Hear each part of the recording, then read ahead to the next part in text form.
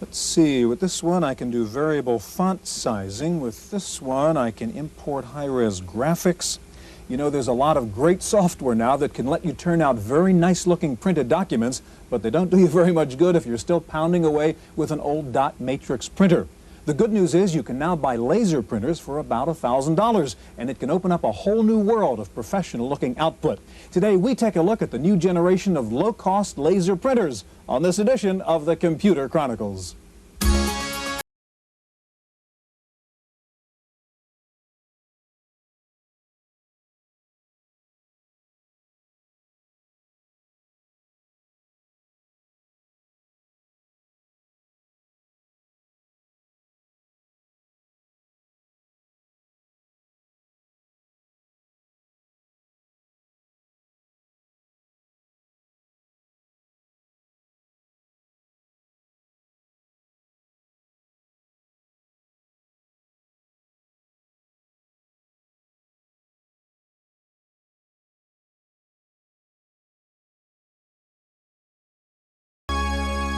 Welcome to the Computer Chronicles. I'm Stewart Cheifet, and with me this week, John Dickinson, executive editor of PC Magazine. John, as you know, this is the original HP laser printer back in 1984, $3,500. It weighs 71 pounds, 128K. This is the new HP LaserJet IIP, a third the price, a third the weight, 4 times the memory.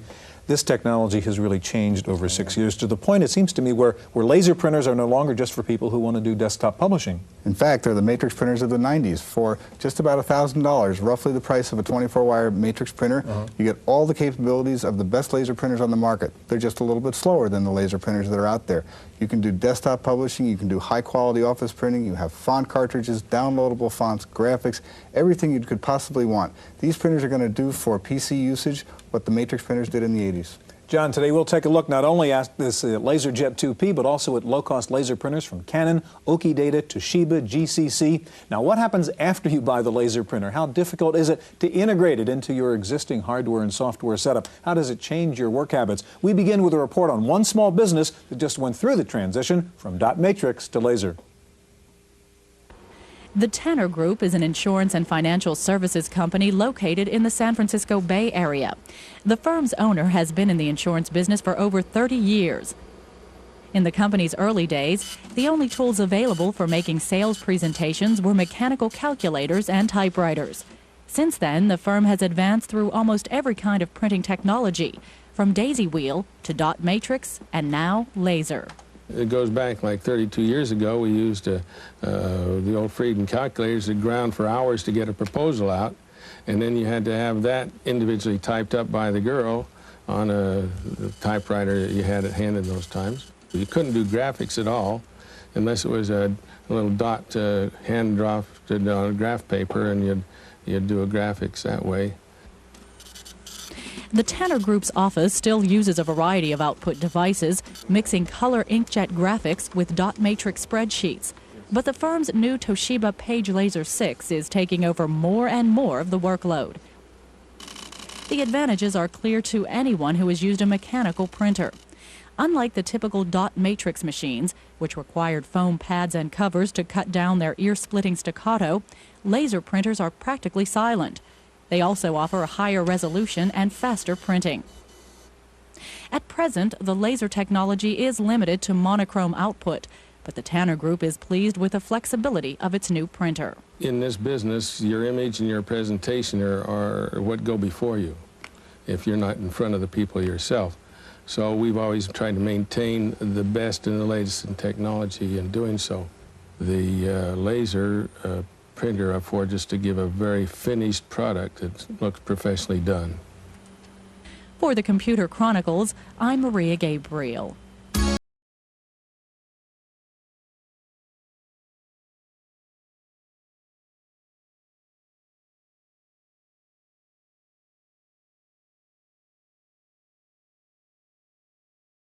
And chairman of the board of GCC Technologies. John. Doug, GCC now has a page printer for the Macintosh for $13.99. That used to cost over $4,000. What happened? Well, we concentrated on 2 different improvements over the years. The first of which was being able to take all of what goes on in a normal laser writer and move that to happening on the Macintosh. The Macintosh already has the processor, RAM, ROM, and everything, and we could save a lot of money by not having that duplicated within the printer for the personal use. The second thing we did is went with a new generation engine from Oki Electric, which is a 4 ppm engine and has brought down the cost significantly. So we were able to introduce this at a $13.99 price point. 4 ppm is 4 pages a minute, and that's roughly what, half of what a laser writer would That's be? about half the laser writer, correct. Doug, before we get to looking at the output, give us just a quick tour of the box here. Okay, the box is highlighted by a couple of things: a small footprint, the ability to run envelopes through it, straight paper path or wraparound, and a very useful user interface on the front menu. You can step through, set languages, set the amount of time it takes before it goes into its sleep mode and be quiet.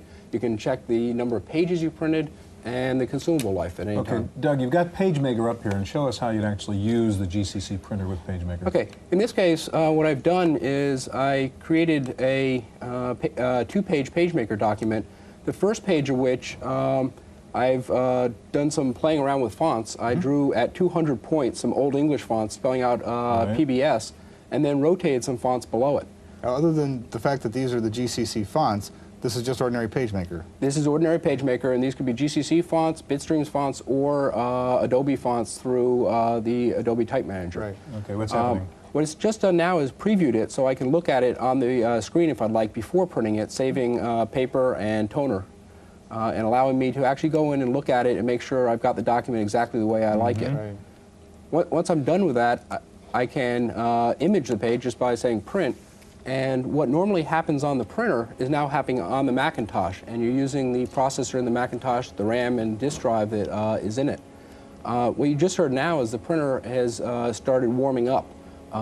It was in its sleep mode, so it would be sitting next to your office or next to your desk very quietly. Right. And when you're ready to print, it will bring it the fusing unit up to temperature, and will send out the page. All right, now you say it's not using PostScript. What kind of problem is that for a typical Mac user? Unless you're using some of the artistic programs such as Illustrator, all applications on the Macintosh already talk QuickDraw because that's what you use to draw to the screen. So QuickDraw with the addition of outline fonts give the same benefits of PostScript. So for most users, this printer will work just fine. There's just nothing that it won't do. That's correct. All right, let's take a look at page 1 here. Just like that. That's really wonderful. What we did here is a 200-point Old English font, and below it we rotated the fonts. Having the outline fonts give you the ability to scale and rotate at any angle you'd like. The second page is a much more complex desktop publishing example where we've gone with a TIFF file, halftone screen, some graphics, and a whole bunch of different fonts and sizes. Right. This is just like what... Yeah. All right, Doug, when you buy the printer, you just plug it in, configure and go, no nightmares here? You load the software onto your Macintosh, you plug it in, and everything is all set. Okay. No strain, no pain. $13.99. Correct. Sounds okay. Thank you very much. In just a minute, we'll take a look at 2 new low-cost laser printers from Canon and Oki Data, so stay with us.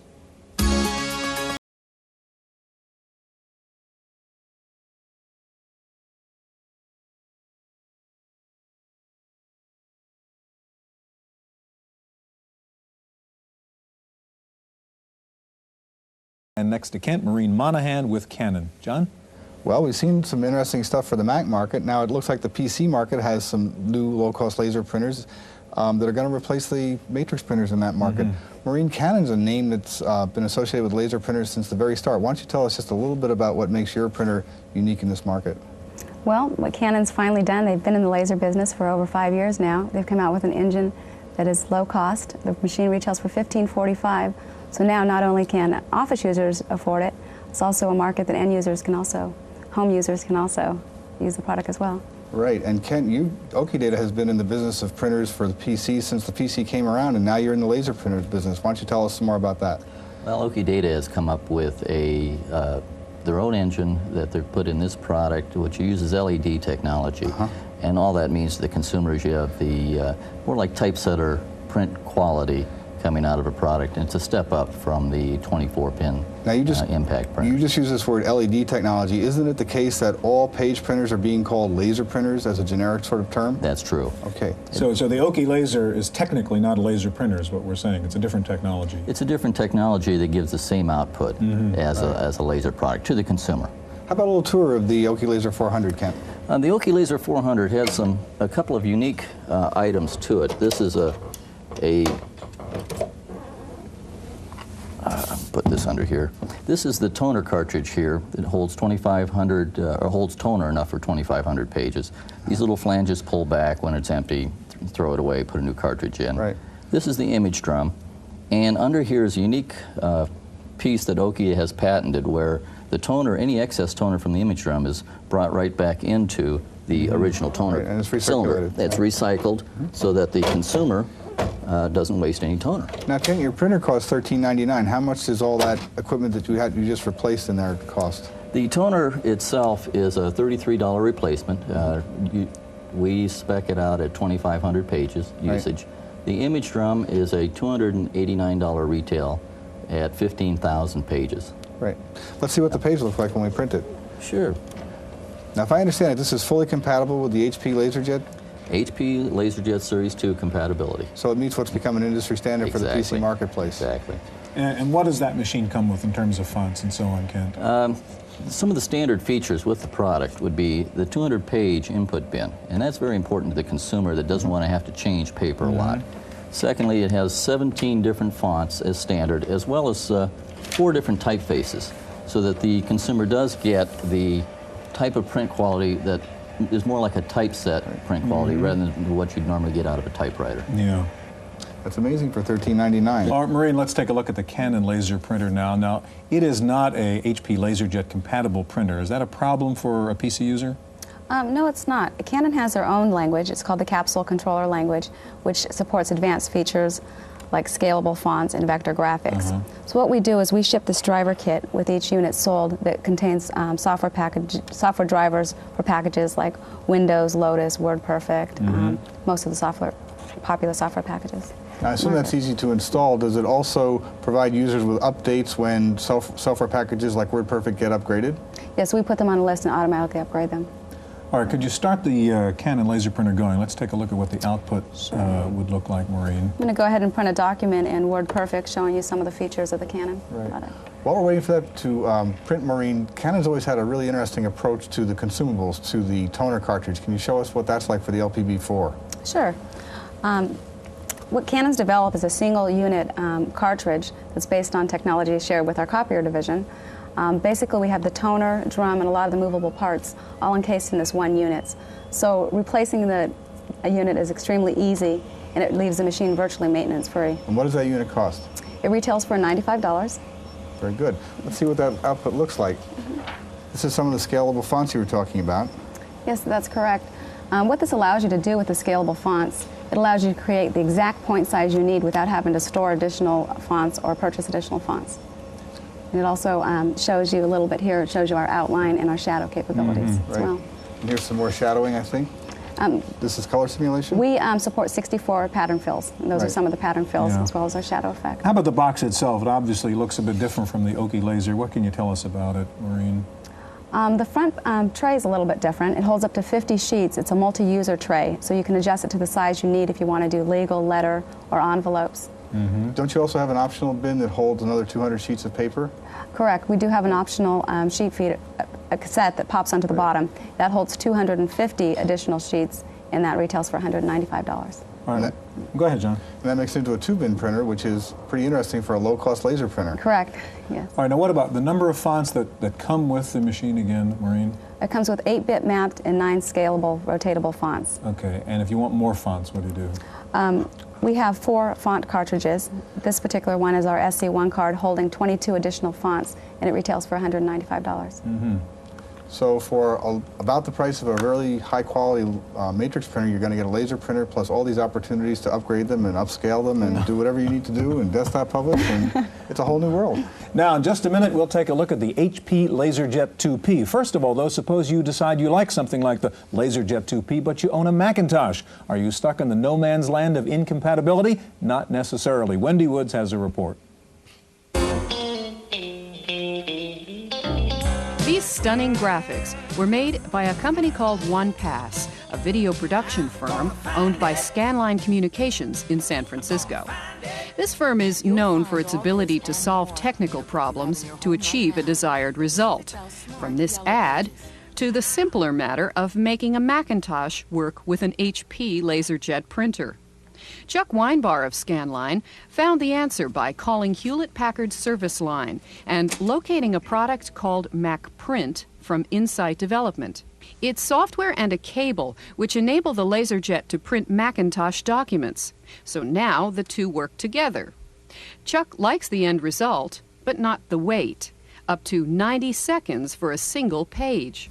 For someone starting from scratch, I don't know if I'd recommend this package particularly. I think it depends on what kind of printing you do.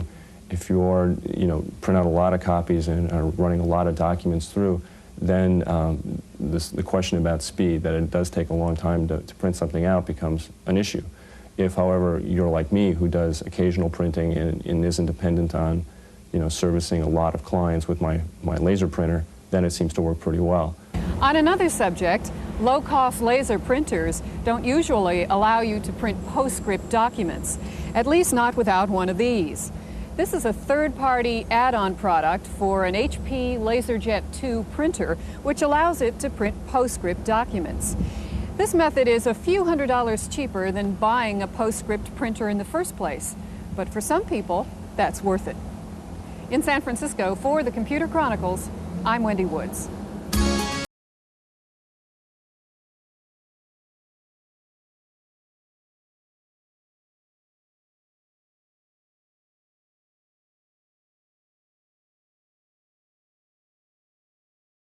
Manager with Hewlett-Packard's printer division. John? Bill, let's take a closer look at the LaserJet 2P, which is the direct descendant of the original LaserJet and quite a phenomenon. First thing I noticed is it looks just like the Canon. Want to tell us about that?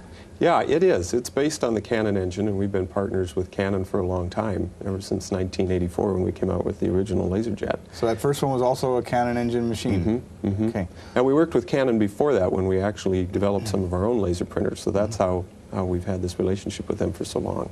So why don't you give us a little tour of the printer then?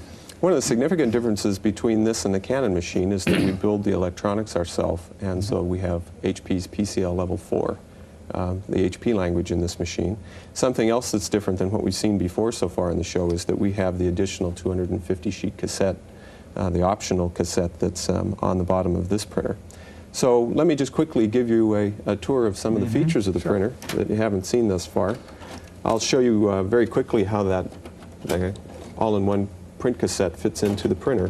That's again the same cartridge we saw on the Canon. Yeah, it's the same cartridge that you saw before. It slides into the printer, so it's very easy to replace. You close the door. And this is the paper tray we saw on the Canon printer. Right. This is the same paper tray you saw there. I have the paper tray set up in this case, though, instead of being used as a dual bin printer, I have it set up so that I narrow this gauge down and I'm able to put envelopes. So you can actually print envelopes so that you can address your envelopes for the first time in history, perhaps. Right, right. That's right. And then use the lower cassette, for the paper. For the letterhead. Right, Good. for the letterhead or whatever that you have. And let's quickly look at the side of the printer here so I can give you a shot of the font cartridge slot. That slot, of course, accepts font cartridges, and it's compatible with all the font cartridges that we've sold. And what's the price range 1984. What's the price range on your font cartridges? This one is $99, and you can get most of the font cartridges now for under $300. Okay. Another significant difference, though, between this and, say, the Series 2, the LaserJet Series 2, is the fact that that slot will also accept personalities, meaning different languages that the printer can understand. So in this case, this is a PostScript cartridge. It's Adobe PostScript, and it sells for $995. But in essence, by putting this cartridge inside the printer, you now have a full-blown PostScript printer. So for $14.95, for the price of the printer, plus $9.95, I have a full PostScript printer that can do anything I need to do on a Macintosh or a PC running PostScript. Right. Okay. And the benefit is that if you're not sure you don't need PostScript, then you don't have to buy it initially. And you can also pass it around if you have a lot of 2Ps, I hope. Now, you were talking about the envelopes right. there, Bill. That's a big problem with laser printers. The envelopes, it's plain envelope stock here, and I load it up right through the front. And I'll show you a brief demo here of how the envelopes work. Let me get to that part in my demo. Now we're There. going to print a letter and an envelope all at once. Right. I'm going to print a letter and an envelope. It'll take the envelope from the front, and then it'll pick up the page of paper from down below. I have it set up so that both of those will come out the front for Okay. the demo purpose. Usually you always want the envelope to come out the front anyway, and there's a tray that fits right on the front of the printer I here. see. And the paper tray, again, you have on the bottom is an optional thing. That's not part of the basic printer, correct? That's correct. Okay. Yeah, that lists for $195, and you don't have to buy that in the beginning either if you don't feel you Okay, have so a need. it's painfully sucking in that envelope right now. It looks pretty severe, but when the end product comes out, it looks fine. So, And here it comes. Got that? yep. You always are encouraged to. All right, and the nice help thing is the you're not only printing the address, you really, I mean, you just printed the return address, the company's logo and so on. That's right. Too. Yeah, by using the fonts, then you can print anything on that. Okay, now page suppose we you want to like. print the letter that goes in the envelope. Right, and the letter comes down next. The front panel is telling me that the PC is working very well with the printer and that there's data being received, so that's what the lights up here are telling me. And it's formatting the page on the PC now and downloading the data. Bill, I noticed that here the fonts can all be rotated, unlike on the Series 2 where only a limited number of fonts can be rotated. Right. We use our Type Director product to be able to scale type or scale fonts right on the screen of the PC, and then you can pass those down to the printer. Now, Type Director is a product that's used to download fonts into the printer in the Right. Series 2 and in this printer. That's true. That's correct. Okay. And this printer is fully compatible with the Series 2, so as far as language and software and everything, it's compatible with the Series 2. Okay, and there's our letter. And there's the letter with the same letterhead as the return on the envelope. Bill, very nice. John, we have just a little less than a minute left. I want to ask you, as the resident expert here on laser printers, you just went through all this with PC Magazine. Are prices going to get lower? Is this a good time to buy if I want to upgrade to a laser printer? And how do I decide which one to buy? Every study we've done, Stewart, at PC Magazine has indicated that people really want lasers that cost less than $1,000. Any of the lasers that we've seen today can probably, almost certainly, be bought for under $1,000. So despite the $13.95 retail or whatever, the actual street price, right, is going to be at that target under $1,000 price. Maybe it'll come down later, but sure, the time is right now to buy a laser printer. As to which one, they're all very good quality printers. 300 dot per inch lasers printing has become the standard of the industry. You certainly want to look for HP compatibility if you're in the PC marketplace, and of course in the Mac marketplace, that GCC printer is the right thing to do, I think. John, thanks very much. That's our look at low-cost laser printers. We'll be back in just a minute with this week's Computer News.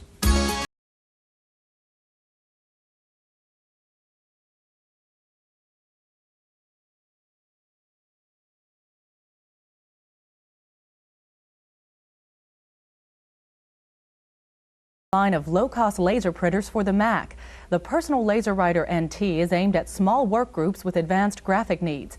It comes with 12 fonts as well as the new IBM PC Graphics Extended Character Set. The PostScript printer has 2 megabytes of RAM, a local talk interface, and an RS-232 serial interface. It's priced at about $3,300. For those who don't need PostScript, Apple also has the Personal Laser Writer SC. It relies on QuickDraw and can be upgraded to the NT version with a controller card. It carries a tag of about $2,000. Wang Laboratories has launched 2 new PCs using Intel's 486 and 386 chips. The 486 has a speed of 25 megahertz. It starts at about $8,500 for a base system with 4 megabytes of memory. Wang's new 386 system runs at 33 megahertz and costs about $5,000 for a 4 megabyte machine. Hewlett-Packard also joined the 386 market with its most powerful PC yet, the new Vectra system. It comes in 3 models, and the company says it offers 20 to 25% greater performance than comparable 20 megahertz units. A new battery-powered 386 laptop from Zeos International will hit the market in late August. Features include a 20 megahertz processor speed, a high-resolution backlit fluorescent LCD display, and a 42 megabyte hard disk drive. Zeos also says the delivery of its 16 megahertz 386 SX portable computer has been delayed. That computer offers a high-resolution gas plasma display and runs on AC power only. In this week's Software Top 10, according to PC Connection, Windows 3.0 still tops the chart, followed by PC Tools Deluxe. In next is Expanded Memory Manager, WordPerfect 5.1, and Quicken 3.0. Rounding out the top 10 PC titles are InfoSelect, Procom Plus, Grammatic 4, PC File, and Word 1.0. Japan's NEC Corporation has unveiled a new line of mainframe computers it claims are the world's fastest. The company says it hopes to sell 200 units over the next 5 years.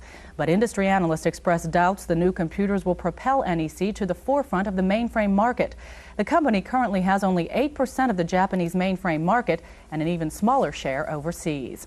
Meanwhile, Hitachi says it's teaming up with a Chinese firm to develop software to connect its general-purpose computers with PCs in China. Hitachi hopes the move will boost sales of its general-purpose computers in China. All PCs in that Asian nation are IBM compatible. In this week's Ask Dr. John feature, a viewer wants to upgrade a color display and wants to know the difference between CGA, EGA, and VGA. With the answer, here is Dr. John Heilborn. The primary difference between CGA, EGA, and VGA is the size of their pixels, the shape of their pixels, and the colors that they can produce. CGA uses a large rectangular pixel like this one, whereas EGA has a much smaller pixel. As a result, EGA gives you a lot higher resolution picture. Additionally, it gives you 16 colors versus CGA's only 4 colors. However, the newest technology is VGA. VGA will give you square pixels, which give you a much better aspect ratio for graphics and text. Additionally, it gives you lots more colors. And since the cost of EGA is pretty similar to VGA, I'd recommend you go with VGA. For the Computer Chronicles, I'm Dr. John. Well, it's not exactly a walking encyclopedia, but a New Jersey firm has developed one you can almost carry around in the palm of your hand. Franklin Electronic Publishers says its newest gadget packages the entire concise Columbia Encyclopedia. It weighs only 12 ounces, and the text is displayed on an easy-to-read, jumbo-sized display. Franklin says the electronic encyclopedia allows advanced searching and cross-referencing, all at the touch of a button. It even features a built-in thesaurus. It's priced at about $300 and will be available later this year. That's it for this week's Computer Chronicles. I'm Maria Gabriel. The Computer